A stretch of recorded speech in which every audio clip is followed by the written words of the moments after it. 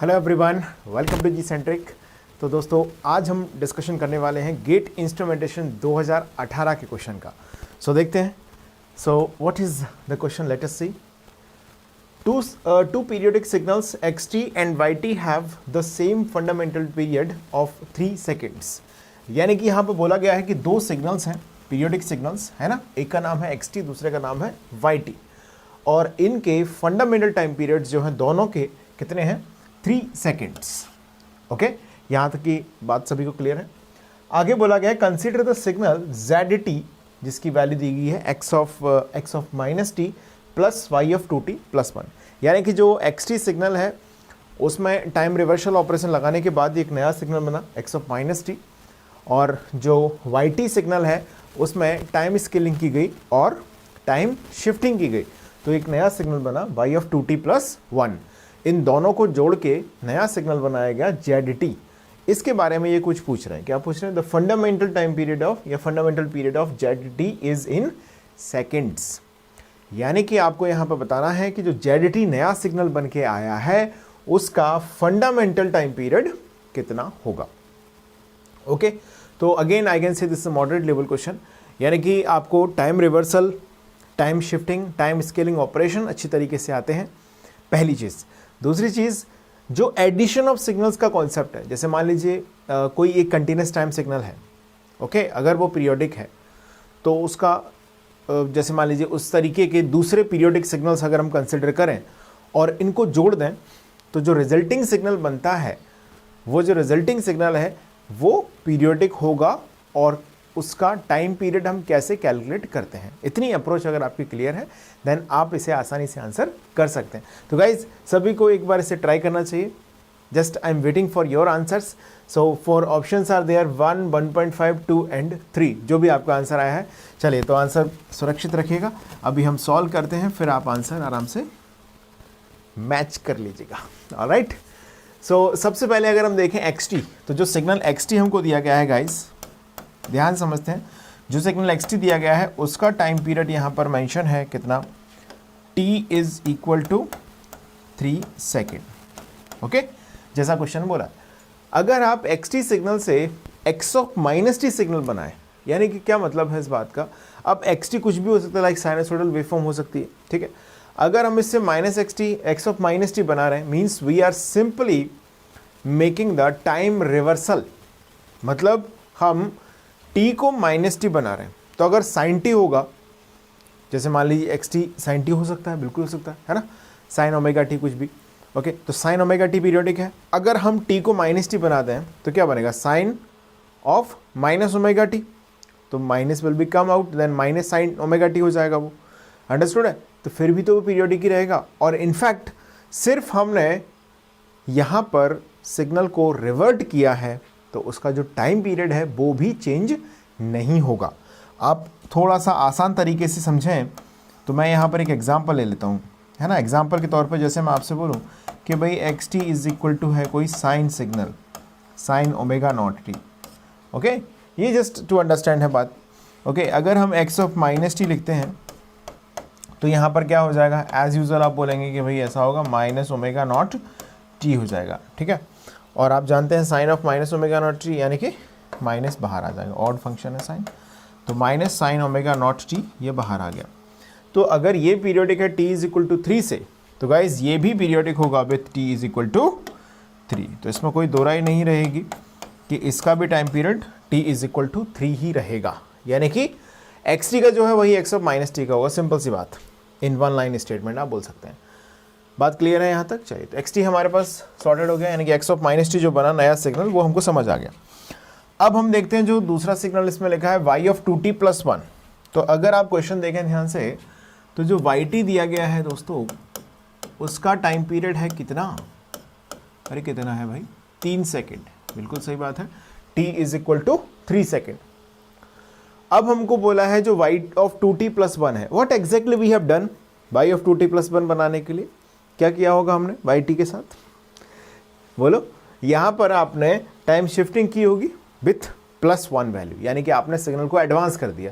अरे भाई कोई सिग्नल है, जैसे यही सिग्नल, ठीक है, अगर आप इसको एडवांस कर देंगे तो क्या होगा, वो शिफ्ट हो जाएगा, पीरियोडिसिटी थोड़ी बदल जाएगी उसकी, टाइम पीरियड अफेक्ट नहीं होगा। यानी कि शिफ्टिंग ऑपरेशन चाहे एडवांस किया जाए सिग्नल को या फिर डिले कर दिया जाए, उसका टाइम पीरियड नहीं बदलेगा। अरे शिफ्टिंग ही तो की हमने, ऐसे खिसका दिया उसको, ऑलराइट, तो इसमें कोई फर्क नहीं पड़ेगा, यानी कि शिफ्टिंग से कोई फर्क नहीं पड़ना। स्केलिंग क्या कर सकता है, अगर हम यहाँ पर स्केलिंग कर रहे हैं तो एज यूजली आप बोल सकते हैं कि भाई जो ओमेगा पहले था वाई टी का, जैसे कि मान लीजिए मैं यहाँ पर टी इज इक्वल टू 3 है ना, तो इसका कुछ ओमेगा नॉट रहा होगा फंडामेंटल फ्रीक्वेंसी। तो अगर आप वाई ऑफ 2t को ऑब्जर्व करें, अगर आप किसको ऑब्जर्व करें गाइस, वाई ऑफ 2t को ऑब्जर्व करें पर्टिकुलरली, तो हम ये बोल सकते हैं कि यहाँ पर अगर जैसे कोफिशिएंट क्या होता है, Y of omega naught T type होगा ना कुछ भी, तो यहाँ पर अगर ओमेगा नॉट है तो यहाँ पर कितना हो जाएगा, 2 टाइम्स ऑफ दिस, यानी कि गाइज इसकी फंडामेंटल फ्रीक्वेंसी होगी 2 omega naught. Am I right और नॉट, बोलिए 2 ओमेगा नॉट, यानी कि फंडामेंटल फ्रीक्वेंसी कितने टाइम्स हो चुकी है, दोगुनी। अगर फंडामेंटल फ्रीक्वेंसी दोगुनी हो गई है, इसका मतलब है कि जो टाइम पीरियड है वो हो गया होगा आधा, यानी कि 3/2। तो जो नया सिग्नल है उसका टाइम पीरियड कितना होना चाहिए, 3/2। गाइस कंफ्यूज हो रहे हो, मैं एक एग्जांपल के थ्रू आपको इसको और क्लियर कर देता हूँ, कोई बात नहीं। देखिए ध्यान दीजिए, जैसे मान लीजिए मैं कंसिडर कर रहा हूँ कि जो वाई टी है जस्ट हमने कंसिडर किया कि दिस वाई टी इज, क्या इसको भूत चढ़ गया, क्या हो गया, Y T is equal to cos omega naught T, मान लीजिए ये है, ठीक है। अब हमने इसमें ऐसे लिखा है तो t इज इक्वल टू 3 है, जो भी कुछ है ना। तो अगर आप मान लीजिए इसको y ऑफ 2t कर दें, अब देखो एक चीज़ आप जानते हो कि भाई 2+1 से कुछ फ़र्क पड़ना नहीं, यानी कि जो एडवांस है सिग्नल का उससे कोई फ़र्क नहीं पड़ रहा है। तो हमने y ऑफ 2t किया, तो जैसे ही y ऑफ 2t करेंगे तो क्या होगा, देखो कॉस ऑफ, बोलो कितना हो जाएगा, 2 t को 2t के ना दिया ना, तो कितना हो जाएगा 2 ओमेगा नॉट t। तो अगर आप इसका फैक्टर कंपेयर करें तो ये कितना हो गया, 2 ओमेगा नॉट हो गया, ऑलराइट। अच्छा टाइम पीरियड क्या होता है, टाइम पीरियड होता है भाई किसी भी सिग्नल का लिखे हैं तो 2 पाई बाय ओमेगा नॉट। अब जैसे नया सिग्नल है इसका टाइम पीरियड हम लिख रहे हैं लाइक टी डैश, तो जो ओमेगा नॉट डैश आ जाएगा, इसकी वैल्यू कितनी होगी 2 ओमेगा नॉट। अरे भाई इसकी वैल्यू कितनी है ओमेगा नॉट, तो इसकी वैल्यू कितनी होगी 2 ओमेगा नॉट। तो ऑब्वियस है कि इसका जो टाइम पीरियड होगा टी डैश वो पहले वाले की तुलना में आधा हो गया। यहाँ पर आप अगर लिखेंगे जैसे इसका टाइम पीरियड अगर लिखेंगे तो t इज इक्वल टू कितना आ जाएगा 2 पाई बाय ओमेगा नॉट, इसका कितना आ जाएगा 2 पाई बाय 2 ओमेगा नॉट। तो टाइम पीरियड कितना आधा रह गया 3/2, वही तो लिखा है मैंने, बात समझ गए। यानी कि जो नया सिग्नल ZT आए, पहले इतना लिख लो, ये लिख लिया आपने, मतलब कहने का ये है कि xt का टाइम पीरियड 3 तो x ऑफ माइनस टी का भी 3, yt का टाइम पीरियड अगर 3 तो जो y ऑफ 2t है उसका टाइम पीरियड हो जाएगा, क्योंकि इसकी फ्रीक्वेंसी दोगुनी कर दी गई, 2 ओमेगा नॉट हो गई, t बिकम्स 2t है ना, तो 2 ओमेगा नॉट हो गई, मीन्स टाइम पीरियड आधा हो गया 3/2। तो जो नया सिग्नल 2t है इसका 3/2 और 2t + 1 का भी कितना 3/2। तो यानी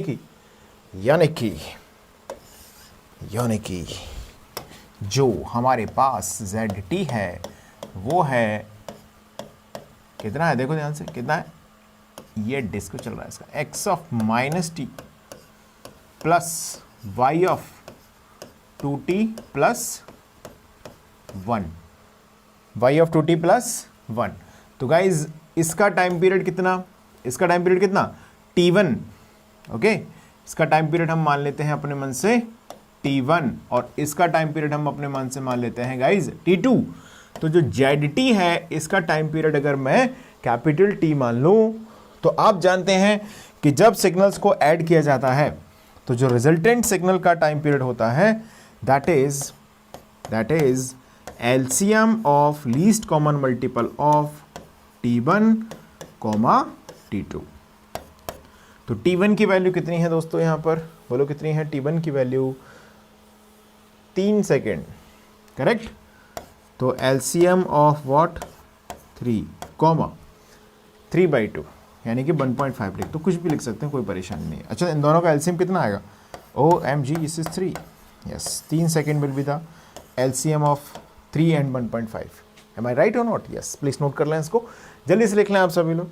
तो हमारे पास आंसर आ ही चुका है, कोई बुराई नहीं है। गेट 18 इंस्ट्रूमेंटेशन पेपर का सवाल। So I must say this is a moderate question because यहाँ पर थोड़ी सी शिफ्टिंग, रिवर्सल और एडिशन ऑफ सिग्नल का टाइम पीरियड कैसे निकालते हैं और कौन सा operation among the 3 shifting, reversal और स्केलिंग, इनमें से कौन सा ऑपरेशन ऐसा है जो टाइम पीरियड को प्रभावित करता है, इफेक्ट करता है। यानी कि हम बोल सकते हैं कि सिर्फ टाइम स्केलिंग ऑपरेशन ही ऐसा है जो टाइम पीरियड को चेंज कर सकता है, न तो रिवर्सल चेंज करता है न ही शिफ्टिंग चेंज करता है। समझ गए?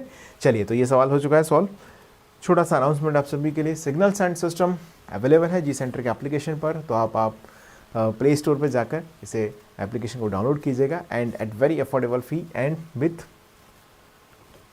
165 लेक्चर्स एंड 320 प्लस क्वेश्चंस के डिस्कशन के साथ वहाँ पर आप कंप्लीट सिग्नल सिस्टम को एक्सेस कर सकते हैं।